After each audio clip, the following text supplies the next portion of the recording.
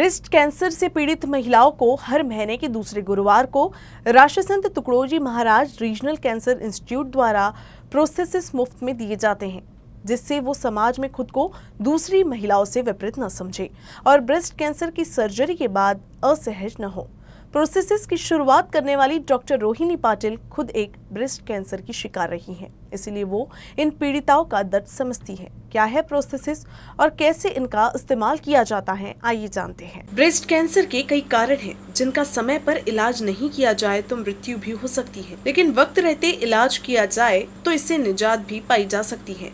स्तन में होने वाली गांठ को निकालने के लिए ब्रेस्ट की सर्जरी की जाती है, जिससे महिलाओं का फिगर अटपटा सा लगता है और वे इससे असहज महसूस करती हैं। इसी दर्द को डॉक्टर रोहिणी पाटिल ने समझा जब उन्हें ये बीमारी हुई। डॉक्टर होने के बावजूद उन्होंने इस समस्या से गंभीरता से मुकाबला किया और संकल्प लिया कि ब्रेस्ट कैंसर से पीड़ित महिलाओं के लिए प्रोस्थेसिस का विकल्प भारत में लाएगी, जिससे शहर और ग्रामीण में रह रही महिलाओं को असहजता न हो। पहले प्रोस्थेसिस से शुरुआत हुई, अब वे महिलाओं को ब्रा भी मुहैया कराती हैं, जिससे महिलाएं और जुड़ाव समझे और ब्रेस्ट की स्क्रीनिंग के लिए सामने आए। यूसीएन रिपोर्टर निशा पंचवानी ने जानी डॉक्टर रोहिणी की प्रतिक्रिया। महिलाओं में होने वाला ब्रेस्ट कैंसर महिलाओं में होने वाली मृत्यु का एक बड़ा कारण है, जो कि कैंसर का सबसे प्रमुख एक कॉज बताया जाता है ब्रेस्ट कैंसर। ब्रेस्ट कैंसर के दौरान जो कि सर्जरी की जाती है, उसमें महिलाओं का स्तन जो है वो काटा जाता है, जिसके बाद उन्हें प्रिजर्व करने के लिए कुछ से प्रोस्थेसिस दिए जाते हैं, जिनके लिए राष्ट्रसंत Tukdoji Maharaj regional cancer hospital में डॉक्टर रोहिणी पाटिल महिलाओं को मुफ्त में प्रोस्थेसिस देते हैं। आगे जानेंगे मैम से। मैम, क्या प्रमुख कारण हो सकते हैं महिलाओं में ब्रेस्ट कैंसर के? कौन से महिलाओं में ब्रेस्ट कैंसर के रिस्क फैक्टर्स बढ़ाने के बहुत अधिक कारण होते हैं। पहले तो उनके मेंसेस कब चालू हुए हैं, मेंसेस कब ख़त्म हुए हैं, यानी मीनोपॉज, मेनार्की।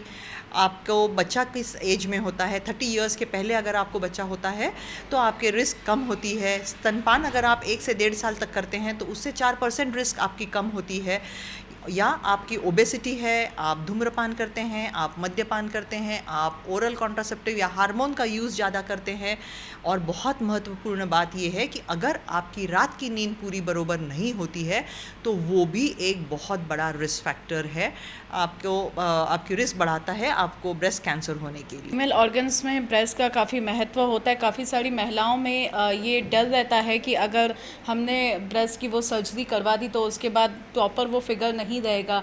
इसके लिए जो प्रोस्थेसिस का आपने कंसेप्ट लाया है, इसका आपको कहाँ से आइडिया आया?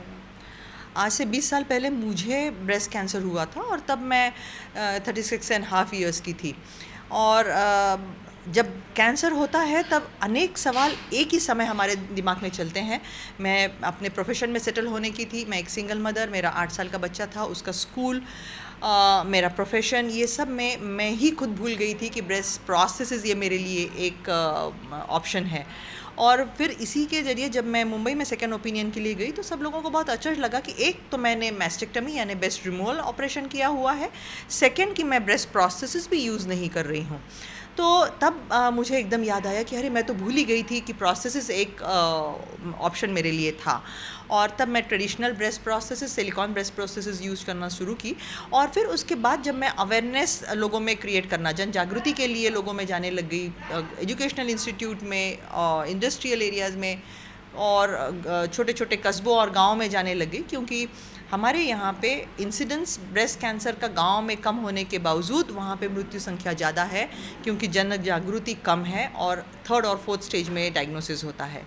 और इसी समय मुझे अनेक महिलाएं मिली जो अपने काम पे जाने के लिए झिझक रही थी, क्योंकि उनका एक ब्रेस्ट निकला हुआ था और कभी कभी तो दोनों ब्रेस्ट भी निकाले जाने पड़ते हैं। और इसी समय मुझे ऐसा लगा कि मैं उन लोगों को किस तरह से मदद कर सकूं। तो यूएसए में मैं उसको मिलने जाती थी और वहाँ के सपोर्ट ग्रुप में मिलती थी और जानना चाहती थी कि वो क्या करते हैं और किस तरह से वो जन जागृति करते हैं और कैसे सपोर्ट करते हैं। तब मुझे वहाँ पता चला कि वो सिलिकॉन ब्रेस्ट प्रोस्थेसिस यूज़ नहीं करते हैं, बल्कि निटिंग और क्रोशे से बने ब्रेस्ट प्रोस्थेसिस, जिन्हें वो निटेड नॉकर्स बोलते हैं, ये जो है ये निटिंग से किया हुआ है।